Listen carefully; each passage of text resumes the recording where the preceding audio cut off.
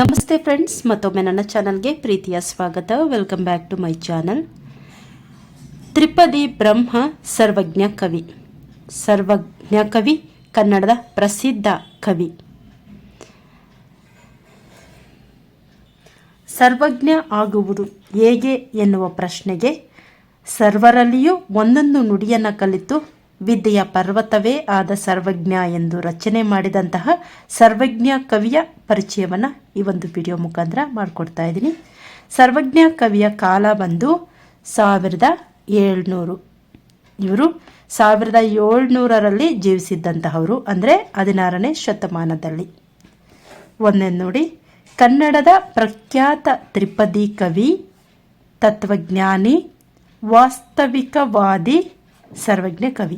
ನೋಡಿ, ಸರ್ವಜ್ಞ ಕವಿ ಯಾರು ಅಂದರೆ ಕನ್ನಡದ ಪ್ರಖ್ಯಾತ ತ್ರಿಪದಿ ಕವಿ, ಹಾಗೆಯೇ ತತ್ವಜ್ಞಾನಿ, ವಾಸ್ತವಿಕವಾದಿ ಕೂಡ ಸರ್ವಜ್ಞ ಕವಿ.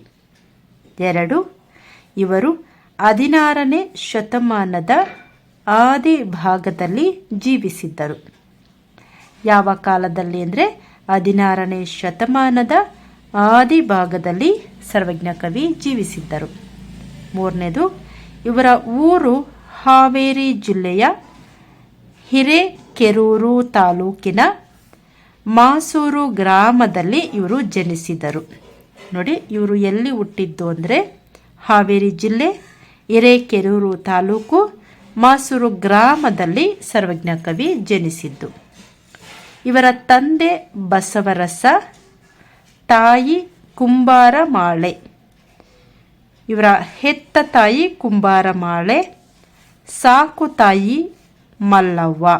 ನೋಡಿ, ಸರ್ವಜ್ಞ ಕವಿಯ ತಂದೆಯ ಹೆಸರು ಬಸವರಸ, ತಾಯಿ ಕುಂಬಾರಮಾಲೆ, ಹೆತ್ತ ತಾಯಿ ಸಾಕು ತಾಯಿ ಮಲ್ಲವ್ವ.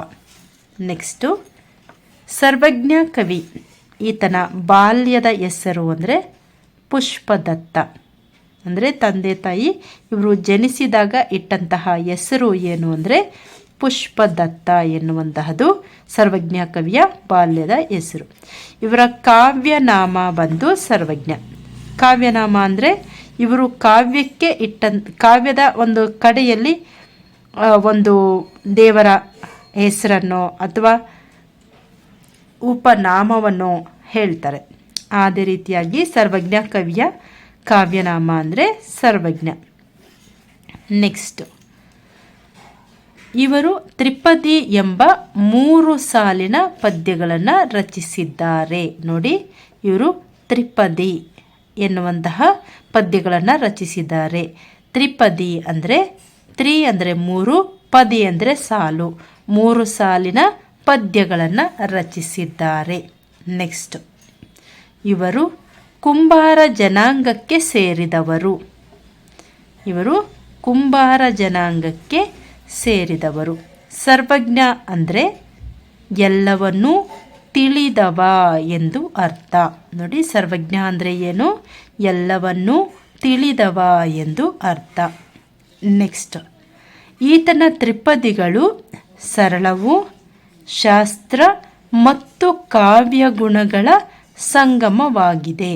ನೋಡಿ, ಈತನ ತ್ರಿಪದಿಗಳು ಯಾವ ರೀತಿಯಾಗಿ ಇದ್ದಾವೆ ಅಂದರೆ ಸರಳವಾಗಿದ್ದಾವೆ, ಶಾಸ್ತ್ರ ತುಂಬಿದೆ, ಕಾವ್ಯದ ಗುಣಗಳನ್ನು ಕೂಡ ಒಳಗೊಂಡಿದೆ ತ್ರಿಪದಿ. ಇದಾಗಿದೆ ಸರ್ವಜ್ಞ ಕವಿಯ ಬಗ್ಗೆ ಸಂಕ್ಷಿಪ್ತ ಪರಿಚಯ. ಧನ್ಯವಾದಗಳು.